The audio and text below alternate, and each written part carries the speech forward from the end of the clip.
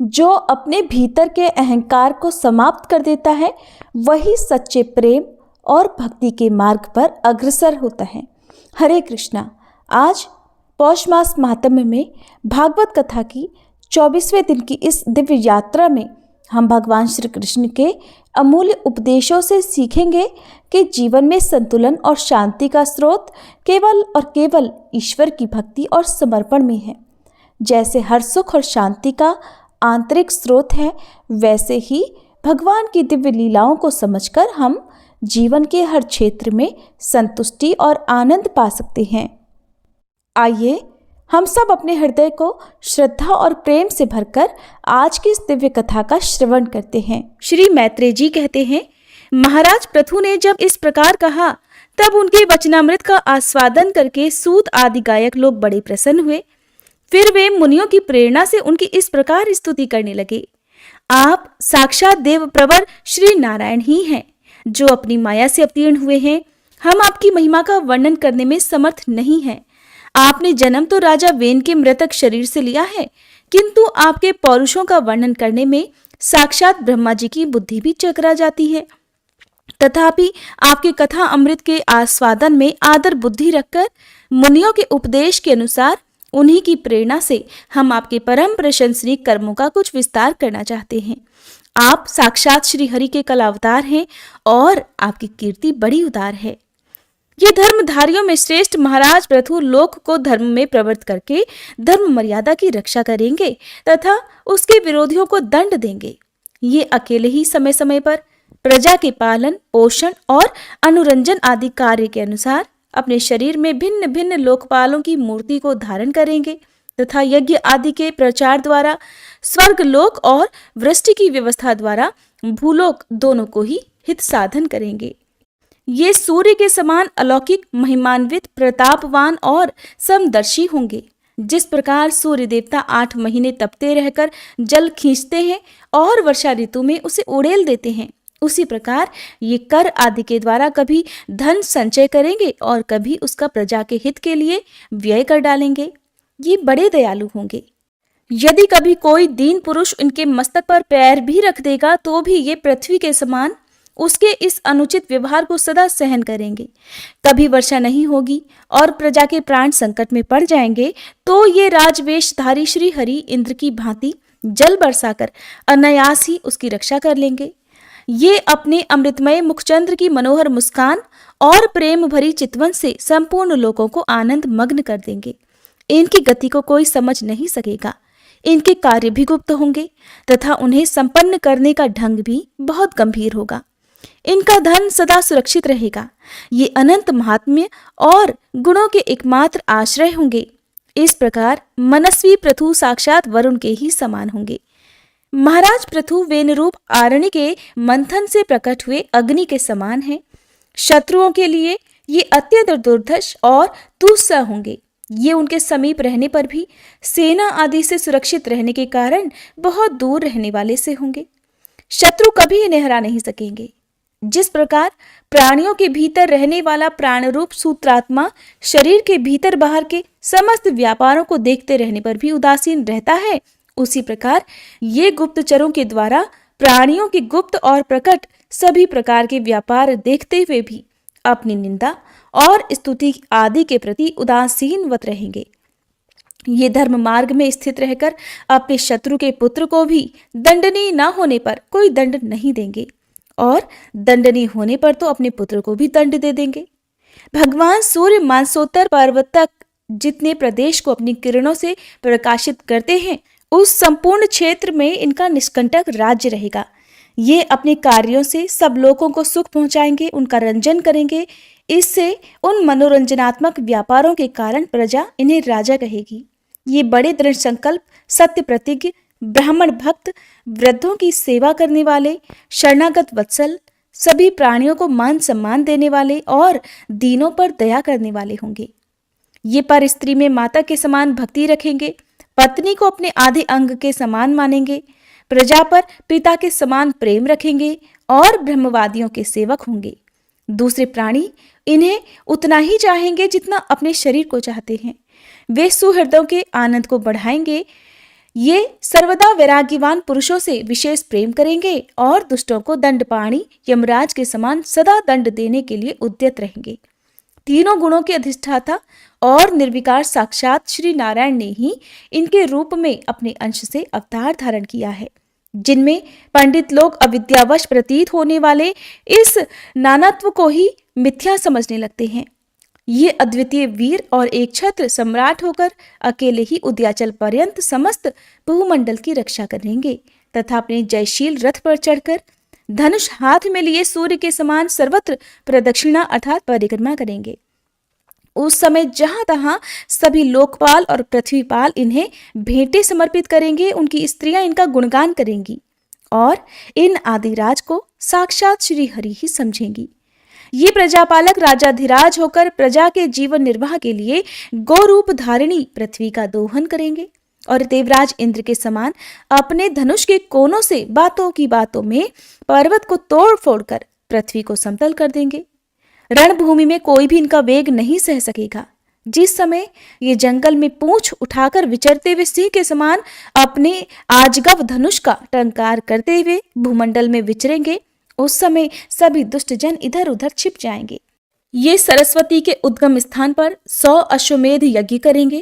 तब अंतिम यज्ञानुष्ठान के समय इंद्र इनके घोड़े को हर कर ले जाएंगे। अपने महल के बगीचे में इनकी एक बार भगवान सनत कुमार से भेंट होगी।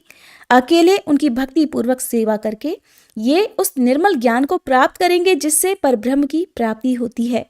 इस प्रकार जब इनके पराक्रम जनता के सामने आ जाएंगे, तब ये परम पराक्रमी महाराज जहां तहां अपने चरित्र की ही चर्चा सुनेंगे। इनकी आज्ञा का विरोध कोई भी नहीं कर सकेगा तथा ये सारी दिशाओं को जीतकर और अपने तेज से प्रजा के क्लेश रूप कांटे को निकालकर संपूर्ण भूमंडल के शासक होंगे। उस समय देवता और असुर भी इनके विपुल प्रभाव का वर्णन किया करेंगे। श्री मैत्रेय जी कहते हैं, इस प्रकार जब वंदी जन ने महाराज पृथु के गुण और कर्मों का बखान कर उनकी प्रशंसा की, तब उन्होंने भी उनकी बढ़ाई करके तथा उन्हें मनचाही वस्तुएं देकर संतुष्ट किया। उन्होंने ब्राह्मण आदि चारों वर्णों, सेवकों, मंत्रियों, पुरोहितों, पुरवासियों, देशवासियों तथा भिन्न भिन्न व्यवसायियों का भी सत्कार किया। विदुर जी ने पूछा, हे ब्राह्मण, पृथ्वी तो अनेक रूप धारण कर सकती है, उसने गऊ का रूप ही क्यों धारण किया? और जब महाराज पृथु ने उसे दूहा, तब बछड़ा कौन बना और दूहने का पात्र क्या हुआ? पृथ्वी देवी तो पहले स्वभाव से ही ऊंची नीची थी, उसे उन्होंने समतल किस प्रकार किया? और देवराज इंद्र उनके यज्ञ संबंधी घोड़े को हरकर क्यों ले गए? ब्रह्म ज्ञानियों में श्रेष्ठ भगवान सनत कुमार जी से ज्ञान और विज्ञान प्राप्त करके वे राजर्षि किस गति को प्राप्त हुए? पृथु रूप से सर्वेश्वर भगवान श्री कृष्ण ने ही अवतार ग्रहण किया था। अतः पुण्य कीर्ति श्री हरि के उस पृथु अवतार से संबंध रखने वाले जो और भी पवित्र चरित्र हों, वे सभी आप मुझसे कहिए। मैं आपका और श्री कृष्ण चंद्र का बड़ा अनुरक्त भक्त हूँ। श्री सूत जी कहते हैं, जब विदुर जी ने भगवान वासुदेव की कथा कहने के लिए इस प्रकार प्रेरणा की, तब श्री मैत्रेय जी प्रसन्न चित्त से उनकी प्रशंसा करते हुए कहने लगे। श्री मैत्रेय जी कहने लगे, हे विदुर जी, ब्राह्मणों ने महाराज पृथु का राज्याभिषेक करके उन्हें प्रजा का रक्षक उद्घोषित कर दिया। इन दिनों पृथ्वी अन्नहीन हो गई थी, इसलिए भूख के कारण प्रजाजनों के शरीर सूख कर कांटे हो गए थे। उन्होंने अपने स्वामी पृथु के पास आकर कहा, हे राजन, जिस प्रकार कोटर में सुलगती हुई आग से पेड़ जल जाता है, उसी प्रकार हम पेट की भीषण ज्वाला से जले जा रहे हैं। आप शरणागतों की रक्षा करने वाले हैं और हमारे अन्नदाता प्रभु भी बनाए गए हैं, इसलिए हम आपकी शरण में आए हैं। आप समस्त लोगों की रक्षा करने वाले हैं, आप ही हमारी जीविका के भी स्वामी हैं। अतः हे राजराजेश्वर, आप हम क्षुधा पीड़ितों को शीघ्र ही अन्न देने का प्रबंध कीजिए। ऐसा न हो कि अन्न मिलने से पहले ही हमारा अंत हो जाए। श्री मैत्रेय जी कहते हैं, हे कुरुवर, प्रजा का करुण क्रंदन सुनकर महाराज पृथु बहुत देर तक विचार करते रहे। अंत में उन्हें अन्नाभाव का कारण मालूम हो गया। पृथ्वी ने स्वयं ही अन्न और औषध आदि को अपने भीतर छुपा लिया है। अपनी बुद्धि से इस बात का निश्चय करके उन्होंने अपना धनुष उठाया और त्रिपुर विनाशक भगवान शंकर के समान अत्यंत क्रोधित होकर पृथ्वी को लक्ष्य बनाकर बाण चढ़ाया। उन्हें शस्त्र उठाए देखकर पृथ्वी कांप उठी और जिस प्रकार व्याघ्र के पीछा करने पर हरिणी भागने लगती है, उसी प्रकार वह डरकर गाय का रूप धारण करके भागने लगी। ये देखकर महाराज पृथु की आंखें क्रोध से लाल हो गईं। अब वे जहां जहां पृथ्वी गईं, वहां वहां धनुष पर बाण चढ़ाकर उनके पीछे ही लगे रहे। दिशा विदिशा, स्वर्ग, पृथ्वी और अंतरिक्ष में जहां जहां भी वह दौड़कर जाती, वहीं उसे महाराज पृथु हथियार उठाए अपने पीछे दिखाई देते। जिस प्रकार मनुष्य को मृत्यु से कोई नहीं बचा सकता, उसी प्रकार उसे त्रिलोकी में वेनपुत्र पृथु से बचाने वाला भी कोई नहीं मिला।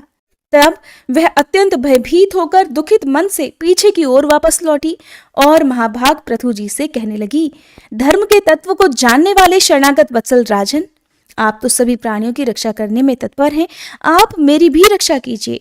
मैं अत्यंत दीन और निरपराध हूं, आप मुझे क्यों मारना चाहते हैं? इसके सिवा आप तो धर्मज्ञ माने जाते हैं, फिर मुझ स्त्री का वध आप कैसे कर सकेंगे? स्त्रियां कोई अपराध करें तो साधारण जीव भी उन पर हाथ नहीं उठाते, फिर आप जैसे करुणामय और दीन वत्सल तो ऐसा भला कर ही कैसे सकते हैं? मैं तो एक सुदृढ़ नौका के समान हूं, सारा जगत मेरे ही आधार पर स्थित है, मुझे तोड़कर आप अपने को और अपनी प्रजा को जल के ऊपर कैसे रख पाएंगे? महाराज पृथु ने तब कहा, पृथ्वी, तू मेरी आज्ञा का उल्लंघन करने वाली है।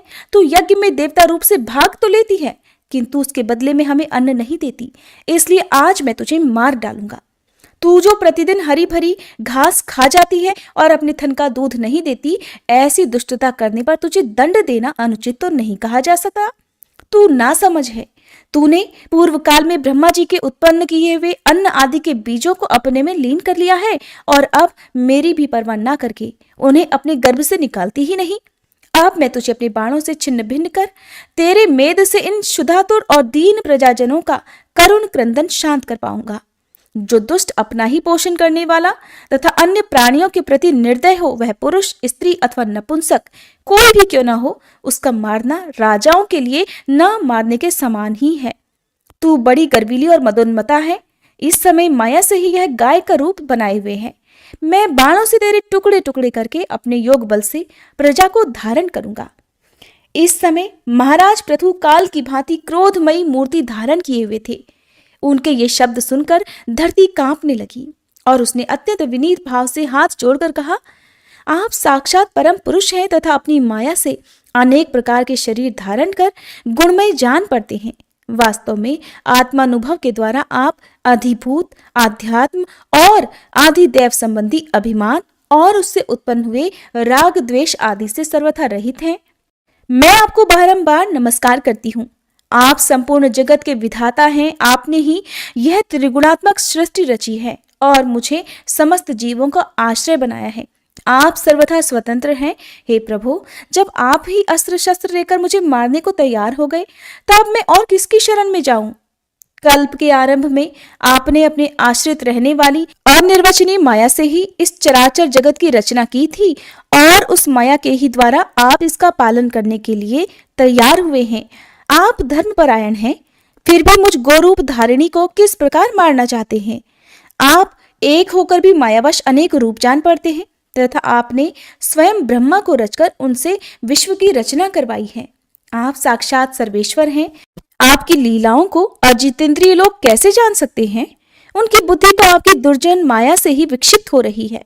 आप ही पंचभूत इंद्रिय, उनके अधिष्ठात्र देवता, बुद्धि और अहंकार रूप अपनी शक्तियों के द्वारा क्रमशः जगत की उत्पत्ति, स्थिति और संहार करते हैं।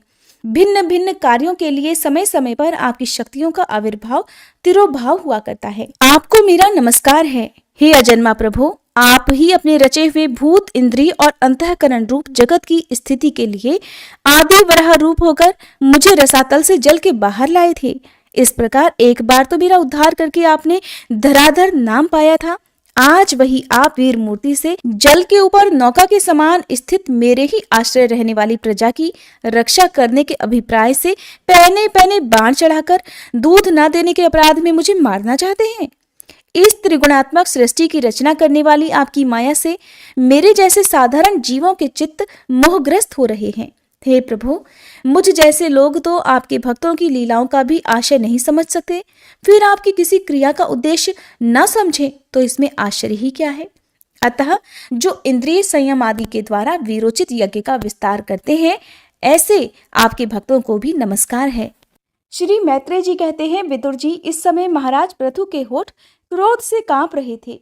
उनकी इस प्रकार स्तुति कर पृथ्वी ने अपने हृदय को विचार पूर्वक समाहित किया और डरते डरते उनसे कहा कि प्रभु, आप अपना क्रोध शांत कीजिए और मैं जो प्रार्थना करती हूँ उसे ध्यान देकर सुनिए। बुद्धिमान पुरुष भ्रमर के समान सभी जगह से सार ग्रहण कर लेते हैं। तत्वदर्शी मुनियों ने इस लोक और परलोक में मनुष्यों का कल्याण करने के लिए कृषि, अग्निहोत्र आदि बहुत से उपाय निकाले और काम में लिए हैं। उन प्राचीन ऋषियों के बताए हुए उपायों का इस समय भी जो पुरुष श्रद्धापूर्वक भलीभांति आचरण करता है, वह आसानी से अभीष्ट फल प्राप्त कर लेता है।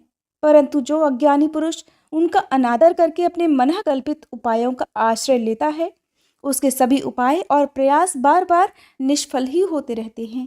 राजन, पूर्व काल में ब्रह्मा जी ने जिन धान्य आदि को उत्पन्न किया था, मैंने देखा कि यम नियम आदि व्रतों का पालन न करने वाले दुराचारी लोग ही उन्हें खाए जा रहे हैं। हे लोक रक्षक, आप राजा लोगों ने मेरा पालन और आदर करना छोड़ दिया, इसीलिए सब लोग चोरों के समान हो गए हैं। इसी से यज्ञ के लिए औषधियों को मैंने अपने में छिपा लिया। अब अधिक समय हो जाने से अवश्य ही वे मेरे धान्य मेरे उदर में जीर्ण हो गए हैं। आप उन्हें पूर्वाचार्यों के बतलाए हुए उपाय से निकाल लीजिए। लोकपालक वीर, यदि आपको समस्त प्राणियों के अभीष्ट और बल की वृद्धि करने वाले अन्न की आवश्यकता है, तब आप मेरे योग्य बछड़ा, दोहन पात्र और दुहने वाले की व्यवस्था कीजिए। मैं उस बछड़े को स्नेह से पहनाकर दूध के रूप में आपको सभी अभीष्ट वस्तुएं दे दूंगी। राजन, एक बात और है, आपको मुझे समतल करना होगा, जिससे कि वर्षा ऋतु बीत जाने पर मेरे ऊपर इंद्र का बरसाया हुआ जल सर्वत्र बना रहे, मेरे भीतर की आर्द्रता सूखने ना पाए। ये आपके लिए बहुत मंगलकारक होगा। इस प्रकार पृथ्वी के कहे हुए ये प्रिय और हितकारी वचन स्वीकार कर महाराज पृथु ने स्वयंभू मनु को बछड़ा बनाकर अपने हाथ में ही समस्त धान्यों को धो लिया। पृथु के समान अन्य विज्ञाजन भी सब जगह से सार ग्रहण कर लेते हैं, अतः उन्होंने भी पृथु जी के द्वारा वश में की हुई वसुंधरा से अपनी अपनी अभीष्ट वस्तुएं धो ली। ऋषियों ने बृहस्पति जी को बछड़ा बनाकर इंद्रिय, वाणी, मन और स्तोत्र रूप पात्र में पृथ्वी देवी से वेद रूप पवित्र दूध दुहा। देवताओं ने देवराज इंद्र को बछड़े के रूप में कल्पना कर स्वर्णमय पात्र में अमृत, मनोबल, ओज और शारीरिक बल रूप दूध दुहा। दैत्य और दानवों ने असुर श्रेष्ठ प्रहलाद जी को वत्स बनाकर लोहे के पात्र में मदिरा और ताड़ी आदि रूप दुहा। गंधर्व और अप्सराओं ने विश्वावसु को बछड़ा बनाकर कमल रूप पात्र में संगीत, माधुर्य और सौंदर्य रूप दूध दुहा। श्राद्ध के अधिष्ठाता महाभाग पितृगण ने आर्यमा नाम के पितृश्वर को वत्स बनवाया और मिट्टी के कच्चे पात्र में श्रद्धापूर्वक कव्य अर्थात पितरों को अर्पित किया जाने वाला अन्न, ये सब रूप दूध दुहा। फिर कपिल देव जी को बछड़ा बनाकर आकाश रूप पात्र में सिद्धों ने अणिमादि अष्ट सिद्धि तथा विद्याधरों ने आकाश गमन आदि विद्याओं को दुहा। किम पुरुष आदि अन्य मायावियों ने मय दानव को बछड़ा बनाया तथा अंतर ध्यान होना, विचित्र रूप धारण कर लेना आदि संकल्पमयी मायाओं को दुग्ध रूप से दुह लिया। इसी प्रकार यक्ष, राक्षस तथा भूत पिशाच आदि मांसाहारियों ने भूतनाथ रुद्र को बछड़ा बनाकर कपाल रूप पात्र में रुधिरासव रूप दूध दुहा। बिना फन वाले सांप, फन वाले सांप, नाग और बिच्छू आदि विषैले जंतुओं ने तक्षक को बछड़ा बनाकर मुख रूप पात्र में विष रूप दूध दुहा। पशुओं ने भगवान रुद्र के वाहन बैल को वत्स बनाकर वन रूप पात्र में तृण रूप दूध दुहा। बड़ी बड़ी दाढ़ों वाले मांसभक्षी जीवों ने सिंह रूप बछड़े के द्वारा अपने शरीर रूप पात्र में कच्चा मांस रूप दूध दुहा तथा गरुड़ जी को वत्स बनाकर पक्षियों ने कीट पतंग आदि चर और फलादि अचर पदार्थों को दुग्ध रूप से दुह लिया। वृक्षों ने वट को वत्स बनाकर अनेक प्रकार का रस रूप दूध दुहा और पर्वतों ने हिमालय रूप बछड़े के द्वारा अपने शिखर रूप पात्रों में अनेक प्रकार की धातुओं को दुहा। पृथ्वी तो सभी अभीष्ट वस्तुओं को देने वाली है और इस समय वह पृथु जी के अधीन थी, अतः उससे सभी ने अपनी अपनी जाति के मुखिया को बछड़ा बनाकर अलग अलग पात्रों में भिन्न भिन्न प्रकार के पदार्थों को दूध के रूप में दुह लिया। हे कुरुश्रेष्ठ विदुर जी, इस प्रकार पृथु आदि सभी अन्न भोजियों ने भिन्न भिन्न दोहन पात्र और वत्सों के द्वारा अपने अपने विभिन्न अन्न रूप दूध पृथ्वी से दुह लिए। इससे महाराज पृथु ऐसे प्रसन्न हुए कि सर्व काम दुहा पृथ्वी के प्रति उनका पुत्री के समान स्नेह हो गया और उसे उन्होंने अपनी कन्या के रूप में स्वीकार कर लिया। फिर राजाधिराज पृथु ने अपने धनुष की नोक से पर्वतों को फोड़कर इस सारे भूमंडल को प्रायः समतल कर दिया। वे पिता के समान अपनी प्रजा के पालन पोषण की व्यवस्था में लगे हुए थे। उन्होंने इस समतल भूमि में प्रजा वर्ग के लिए जहां तहां यथायोग्य निवास स्थानों का विभाग किया। अनेकों गांव, कस्बे, नगर, दुर्ग, अहीरों की बस्ती, पशुओं के रहने के स्थान, छावनियां, खाने, किसानों के गांव और पहाड़ों की तलहटी के गांव बसाए। महाराज पृथु से पहले इस पृथ्वी तल पर पुर, ग्राम आदि का विभाग नहीं था। सब लोग अपने अपने सुविधे के अनुसार बेखटक जहां तहां बस जाते थे।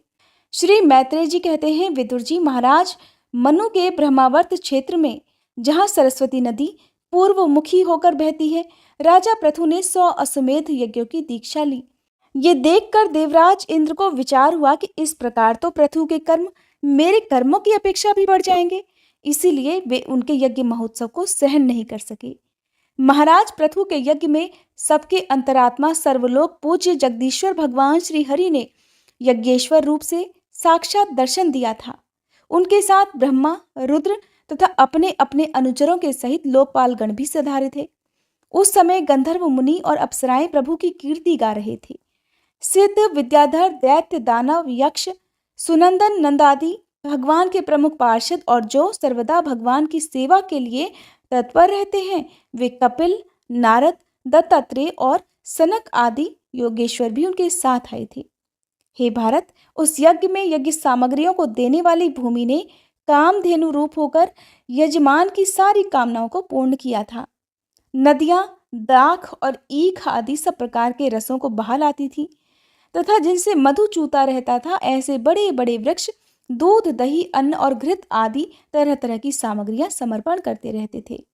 समुद्र बहुत सी रत्न राशियां, पर्वत, भक्ष्य, भोज्य, चोक्ष और लेह्य 4 प्रकार के अन्न तथा लोकपालों के सहित संपूर्ण लोक तरह तरह के उपहार उन्हें समर्पित करते थे। महाराज पृथु तो एकमात्र श्री हरि को ही अपना प्रभु मानते थे। उनकी कृपा से उस यज्ञानुष्ठान में उनका बड़ा उत्कर्ष हुआ, किंतु ये बात देवराज इंद्र को सहन नहीं हुई और उन्होंने उसमें विघ्न डालने का प्रयास किया। जिस समय महाराज पृथु अंतिम यज्ञ द्वारा भगवान यज्ञपति की आराधना कर रहे थे, देवराज इंद्र ने ईर्ष्यावश गुप्त रूप से उनके यज्ञ का घोड़ा चुरा लिया। देवराज इंद्र ने अपनी रक्षा के लिए कवच रूप से पाखंड वेश धारण कर लिया था, जो अधर्म में धर्म का भ्रम उत्पन्न करने वाला है, जिसका आश्रय लेकर पापी पुरुष भी धर्मात्मा सा जान पड़ता है। इस वेश में वे घोड़े को लेकर बड़ी तेजी से आकाश मार्ग से जा रहे थे कि उन पर भगवान अत्रि की दृष्टि पड़ गई। उनके कहने से महाराज पृथु का महारथी पुत्र इंद्र को मारने के लिए उनके पीछे दौड़ा तो बड़े क्रोध से बोला, अरे खड़ा रहे, खड़ा रहे। इंद्र सिर पर जटाजूट और शरीर में भस्म धारण किए हुए थे। उनका ऐसा वेश देखकर पृथु कुमार ने उन्हें मूर्तिमान धर्म समझा, इसलिए उन पर बाण नहीं छोड़ा। जब वह इंद्र पर वार किए बिना ही लौट आया, तब महर्षि अत्रि ने पुनः उसे इंद्र को मारने के लिए आज्ञा दी कि वत्स, इस देवताधम इंद्र ने तुम्हारे यज्ञ में विघ्न डाला है, तुम इसे मार डालो। अत्रि मुनि के इस प्रकार उत्साहित करने पर पृथु कुमार क्रोध में भर गया। इंद्र बड़ी तेजी से आकाश में जा रहे थे। उनके पीछे वह इस प्रकार दौड़ा जैसे रावण के पीछे जटायु। स्वर्गपति इंद्र उसे पीछे पीछे आता देख उस वेश और घोड़े को छोड़कर वहीं अंतर ध्यान हो गए और वह वीर अपना यज्ञ पशु लेकर पिता की यज्ञशाला में वापस लौट आया। हे शक्तिशाली विदुर जी, उसके इस अद्भुत पराक्रम को देखकर महर्षियों ने उसका नाम विजिताश्व रखा। यज्ञ पशु को चशाल और यूप में बांध दिया गया था। यज्ञ मंडप में यज्ञ पशु को बांधने के लिए जो खंबा होता है उसे यूप कहते हैं और यूप के आगे रखे हुए वलयाकार काष्ठ को चशाल कहते हैं। शक्तिशाली देवराज इंद्र ने घोर अंधकार फैला दिया और उसी में छिपकर वे फिर उस घोड़े को उसकी सोने की जंजीर समेत ले गए। अत्रि मुनि ने फिर उन्हें आकाश में तेजी से जाते हुए दिखा दिया, किंतु उनके पास कपाल और खड्गवांग देखकर पृथुपुत्र ने उनके मार्ग में कोई बाधा नहीं डाली। तब अत्रि ने राजकुमार को फिर उकसाया और उसने गुस्से में भरकर इंद्र को लक्ष्य बनाकर अपना बाण चढ़ाया। ये देखते ही देवराज उस वेश और घोड़े को छोड़कर वहीं अंतर्ध्यान हो गए। वीर विजिताश्व अपना घोड़ा लेकर पिता की यज्ञशाला में वापस लौट आया। तभी से इंद्र के उस निंदित वेश को मंदबुद्धि पुरुषों ने ग्रहण कर लिया। इंद्र ने अश्वहरण की इच्छा से जो जो रूप धारण किए थे वे पाप के खंड होने के कारण पाखंड कहलाए। यहाँ खंड शब्द चिन्ह का वाचक है। इस प्रकार पृथु के यज्ञ का विध्वंस करने के लिए यज्ञ पशु को चुराते समय इंद्र ने जिन्हें कई बार ग्रहण करके त्यागा था, उन नग्न रक्तांबर तथा कपालिक आदि पाखंड चूर्ण आचारों में मनुष्यों की बुद्धि प्रायः मोहित हो जाती है, क्योंकि वे नास्तिक मत देखने में तो सुंदर हैं और बड़ी बड़ी युक्तियों से अपने पक्ष का समर्थन करते हैं। वास्तव में वे उपधर्म मात्र हैं। लोग भ्रमवश धर्म मानकर इनके प्रति आसक्त हो जाते हैं। इधर इंद्र की इस कुचाल का पता लगने पर परम पराक्रमी महाराज पृथु को बड़ा क्रोध हुआ।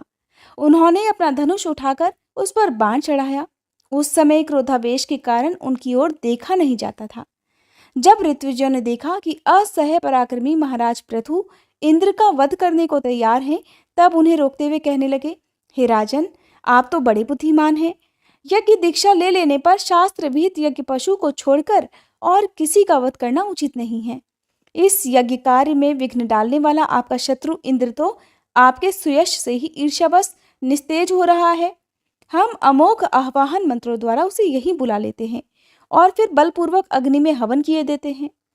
हे विदुर जी, यजमान से इस प्रकार सलाह करके उसके याजकों ने क्रोधपूर्वक इंद्र का आह्वान किया। वे श्रुवाह द्वारा आहुति डालना ही चाहते थे कि ब्रह्मा जी ने वहां आकर उन्हें रोक दिया।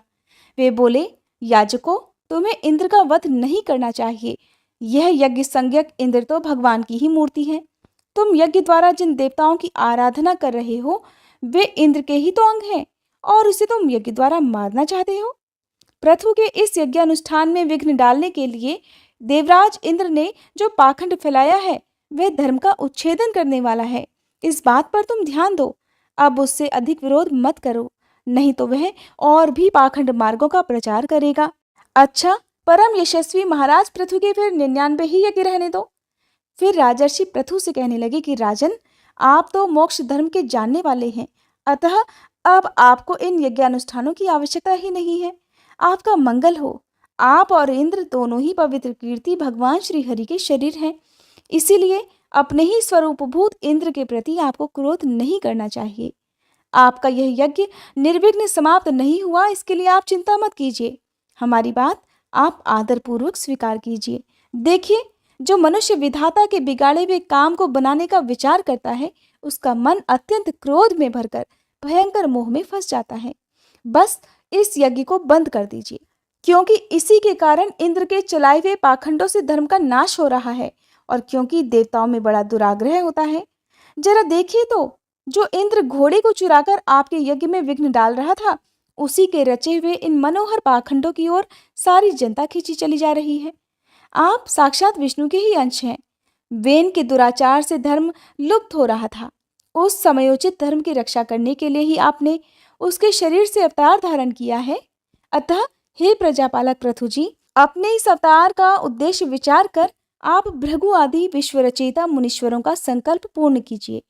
यह प्रचंड पाखंड पथरूप इंद्र की माया अधर्म की जननी है, आप इसे नष्ट कर डालिए। श्री मैत्रेय जी कहते हैं, लोक गुरु भगवान ब्रह्मा जी के इस प्रकार समझाने पर प्रबल पराक्रमी महाराज पृथु ने यज्ञ का आग्रह छोड़ दिया और इंद्र के साथ प्रीतिपूर्वक संधि भी कर ली। इसके पश्चात जब वे यज्ञांत स्नान करके निवृत्त हुए, तब उनके यज्ञों से तृप्त हुए देवताओं ने उन्हें अभीष्ट वरदान दिए। आदिराज पृथु ने अत्यंत श्रद्धापूर्वक ब्राह्मणों को दक्षिणाएं दी तथा ब्राह्मणों ने उनके सत्कार से संतुष्ट होकर उन्हें अमोघ आशीर्वाद दिए। वे कहने लगे कि महाबाहो, आपके बुलाने से जो देवता, पितर, ऋषि और मनुष्य आदि आए थे, उन सभी का आपने दान मान से खूब सत्कार किया। श्री मैत्रेय जी कहते हैं कि हे विदुर जी, महाराज पृथु के 99 यज्ञों से यज्ञ भोक्ता यज्ञेश्वर भगवान विष्णु को भी बड़ा संतोष हुआ। उन्होंने इंद्र के सहित वहां उपस्थित होकर उनसे कहा कि हे राजन, तुम्हारे 100 अश्वमेध पूरे करने के संकल्प में इंद्र ने विघ्न डाला है। अब ये तुमसे क्षमा मांगना चाहते हैं, इसलिए तुम इन्हें क्षमा कर दो। नरदेव, जो श्रेष्ठ मानव साधु और सद्बुद्धि संपन्न होते हैं, वे दूसरे जीवों से द्रोह नहीं करते, क्योंकि ये शरीर ही आत्मा नहीं है। यदि तुम जैसे लोग भी मेरी माया से मोहित हो जाएं, तो समझना चाहिए कि बहुत दिनों तक की हुई ज्ञानी जनों की सेवा से केवल श्रम ही हाथ लगा। ज्ञानवान पुरुष इस शरीर को अविद्या और वासना तथा कर्मों का ही पुतला समझकर इसमें आसक्त नहीं होता। इस प्रकार जो इस शरीर में ही आसक्त नहीं है, वह विवेकी पुरुष इससे उत्पन्न हुए घर, पुत्र और धन आदि में भी किसी प्रकार ममता रख सकता है। ये आत्मा एक शुद्ध स्वयं प्रकाश, निर्गुण, गुणों का आश्रय स्थान, सर्वव्यापक और अन्य आत्मा से रहित है, इसलिए शरीर से भिन्न है। जो पुरुष इस देह स्थित आत्मा को इस प्रकार शरीर से भिन्न जानता है, वह प्रकृति से संबंध रखते हुए भी उसके गुणों में लिप्त नहीं होता, क्योंकि उसकी स्थिति मुझ परमात्मा में रहती है। राजन, जो पुरुष किसी प्रकार की कामना न रखकर अपने वर्णाश्रम के धर्मों के द्वारा नित्य प्रति श्रद्धा पूर्वक मेरी आराधना करता है, उसका मन धीरे धीरे शुद्ध हो जाता है, और मन शुद्ध होने पर उसका विषयों से संबंध नहीं रहता तथा उसे तत्व ज्ञान की प्राप्ति हो जाती है। फिर तो वह मेरी समता रूप स्थिति को ही प्राप्त हो जाता है।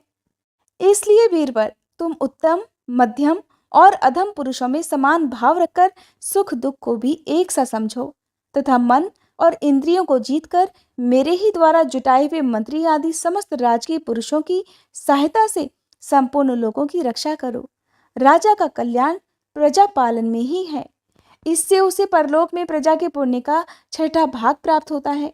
इसके विपरीत जो राजा प्रजा की रक्षा तो नहीं करता, किंतु उससे कर वसूल करता जाता है, उसका सारा पुण्य तो प्रजा छीन लेती है और बदले में उसे प्रजा के पाप का भागी होना पड़ता है। ऐसा विचार कर यदि तुम श्रेष्ठ ब्राह्मणों की सम्मति और पूर्व परंपरा से प्राप्त हुए धर्म को ही मुख्यतः अपना लो और कहीं भी आसक्त न होकर इस पृथ्वी का न्यायपूर्वक पालन करते रहो, तो सब लोग तुमसे प्रेम करेंगे और कुछ ही दिनों में तुम्हें घर बैठे ही संकादी सिद्धों के दर्शन भी होंगे। राजन, तुम्हारे गुणों ने और स्वभाव ने मुझको वश में कर लिया है, अतः तुम्हें जो इच्छा हो मुझसे वर मांग लो। उन क्षमा आदि गुणों से रहित यज्ञ, तप अथवा योग के द्वारा मुझको पाना सरल नहीं है। मैं तो उन्हीं के हृदय में रहता हूँ जिनके चित्त में समता रहती है। श्री मैत्रेय जी कहते हैं कि हे विदुर जी, सर्वलोक गुरु श्री हरि के इस प्रकार कहने पर जगत विजयी महाराज पृथु ने उनकी आज्ञा शिरोधार्य की। देवराज इंद्र अपने कर्म से लज्जित होकर उनके चरणों में गिरना ही चाहते थे कि राजा ने उन्हें प्रेम पूर्वक अपने हृदय से लगा लिया और मनोमालिन्य निकाल दिया। फिर महाराज पृथु ने विश्वात्मा भक्त वत्सल भगवान का पूजन किया और क्षण क्षण में उमड़ते हुए भक्ति भाव में निमग्न होकर प्रभु के चरण कमल पकड़ लिए। श्री हरि वहां से जाना चाहते थे, किंतु पृथु के प्रति जो उनका वात्सल्य भाव था, उसने उन्हें रोक लिया। वे अपने कमल दल के समान नेत्रों से उनकी ओर देखते ही रह गए, वहां से जा ही नहीं सके। आदिराज महाराज पृथु भी नेत्रों में जल भर आने के कारण न तो भगवान का दर्शन ही कर सके और न तो कंठ गदगद हो जाने से कुछ बोल ही सके। उन्हें हृदय से आलिंगन कर पकड़े रहे और हाथ जोड़े ज्यों के त्यों खड़े रह गए। प्रभु अपने चरण कमलों से पृथ्वी को स्पर्श किए खड़े थे। उनका कराग्र भाग गरुड़ जी के ऊंचे कंधे पर रखा हुआ था। महाराज पृथु नेत्रों के आंसू पोंछकर अतृप्त दृष्टि से उनकी ओर देखते हुए इस प्रकार कहने लगे, हे मोक्षपति प्रभु, आप वर देने वाले ब्रह्मादि देवताओं को भी वर देने में समर्थ हैं। कोई भी बुद्धिमान पुरुष आपसे देहाभिमानियों के भोगने योग्य विषयों को कैसे मांग सकता है? वे तो नारकीय जीवों को भी मिलते ही हैं। अतः मैं इन तुच्छ विषयों को आपसे नहीं मांगता। मुझे तो उस मोक्ष पद की इच्छा भी नहीं है जिसमें महापुरुषों के हृदय से उनके मुख द्वारा निकला हुआ आपके चरण कमलों का मकरंद नहीं है, जहां आपकी कीर्ति कथा सुनने का सुख नहीं मिलता। इसलिए मेरी तो यही प्रार्थना है कि आप मुझे 10,000 कान दे दीजिए, जिनसे मैं आपके लीला गुणों को सुनता ही रहूं। हे पुण्य कीर्ति प्रभु, आपके चरण कमल मकरंद रूपी अमृत कणों को लेकर महापुरुषों के मुख से जो वायु निकलती है, उसी में इतनी शक्ति होती है कि वह तत्व को भूले हुए हम कुयोगियों को पुनः तत्व ज्ञान करा देती है। इसलिए हमें दूसरे वरों की कोई आवश्यकता नहीं है। उत्तम कीर्ति वाले प्रभु, सत्संग में आपके मंगलमय सुयश को दैववश एक बार भी सुन लेने पर कोई पशु बुद्धि पुरुष भले ही तृप्त हो जाए, गुणग्राही उसे कैसे छोड़ सकता है। सब प्रकार के पुरुषार्थों की सिद्धि के लिए स्वयं लक्ष्मी जी भी आपके सुयश को सुनना चाहती हैं। अब लक्ष्मी जी के समान मैं भी अत्यंत उत्सुकता से आप सर्वगुण धाम पुरुषोत्तम की सेवा ही करना चाहता हूँ। किंतु ऐसा ना हो कि एक ही पति की सेवा प्राप्त करने की होड़ होने के कारण आपके चरणों में ही मन को एकाग्र करने वाले हम दोनों में ही कलह छिड़ जाए। हे जगदीश्वर, जगत जननी लक्ष्मी जी के हृदय में मेरे प्रति विरोध भाव होने की संभावना तो है ही, क्योंकि जिस आपके सेवा कार्य में उनका अनुराग है उसी के लिए तो मैं भी लालायित हूँ। किंतु आप दीनों पर दया करते हैं, उनके तुच्छ कर्मों को भी बहुत करके मानते हैं। इसलिए मुझे आशा है कि हमारे झगड़े होने पर भी आप मेरा ही पक्ष लेंगे। आप तो अपने स्वरूप में ही रमण करते हैं, आपको भला लक्ष्मी जी से भी क्या लेना है। इसी से निष्काम महात्मा ज्ञान हो जाने के बाद भी आपका भजन करते हैं। आप में माया के कार्य अहंकार आदि का सर्वथा अभाव है। हे भगवान, मुझे तो आपके चरण कमलों का निरंतर चिंतन करने के सिवा सत्पुरुषों का कोई और प्रयोजन ही नहीं जान पड़ता। मैं भी बिना किसी इच्छा के आपका भजन करता हूँ। आपने जो मुझसे कहा कि वर मांग लो, सो आपकी इस वाणी को तो मैं संसार को मुंह में डालने वाली ही मानूंगा। यही क्या, आपकी वेद रूपा वाणी ने भी तो जगत को बांध रखा है। यदि उस वेद वाणी रूप रस्सी से लोग बंधे ना होते तो वे मोहवश सत्कार कर्म क्यों करते। प्रभु, आपकी माया से ही मनुष्य अपने वास्तविक स्वरूप आपसे विमुख होकर अज्ञानवश अन्य सभी स्त्री पुरुष इत्यादि की इच्छा करता है। फिर भी जिस प्रकार पिता पुत्र की प्रार्थना की अपेक्षा न रखकर अपने आप ही पुत्र का कल्याण करता है, उसी प्रकार आप भी हमारी इच्छा की अपेक्षा न करके हमारे हित के लिए स्वयं ही प्रयत्न करें। श्री मैत्रेय जी कहते हैं, आदिराज पृथु के इस प्रकार स्तुति करने पर सर्व साक्षी श्रीहरि ने उनसे कहा कि राजन, तुम्हारी मुझ में भक्ति हो बड़े सौभाग्य की बात है कि तुम्हारा चित्त इस प्रकार मुझ में लगा हुआ है। ऐसा होने पर तो पुरुष सहज में ही मेरी उस माया को पार कर लेता है, जिसको छोड़ना या जिसके बंधन से छूटना अत्यंत कठिन होता है। अब तुम सावधानी से मेरी आज्ञा का पालन करते रहो। हे प्रजापालक नरेश, जो पुरुष मेरी आज्ञा का पालन करता है उसका सर्वत्र मंगल होता है। श्री मैत्रेय जी कहते हैं, हे विदुर जी, इस प्रकार भगवान ने राजर्षि पृथु के सार गर्भित वचनों का आदर किया। फिर पृथु ने उनकी पूजा की और प्रभु उन पर सब प्रकार कृपा कर वहां से चलने को तैयार हुए। महाराज पृथु ने वहां जो देवता, ऋषि, पितर, गंधर्व, सिद्ध, चारण, नाग, किन्नर और भगवान के पार्षद वगैरह आए हुए थे, उन सभी का भगवत बुद्धि से भक्ति पूर्वक वाणी और धन के द्वारा हाथ जोड़कर पूजन किया। इसके बाद वे सब अपने अपने स्थानों को चले गए। भगवान अच्युत भी राजा पृथु और उनके पुरोहितों का चित्त चुराते हुए अपने धाम को सिधार गए। तदंतर अपना स्वरूप दिखाकर अंतर्ध्यान हुए अव्यक्त स्वरूप देवाधिदेव भगवान को नमस्कार करके राजा पृथु भी अपनी राजधानी में चले आए। हरे कृष्णा। आज की कथा में बस इतना ही। इसके आगे की कथा सुनने के लिए कृपया आप अगले अध्याय का इंतजार जरूर कीजिएगा।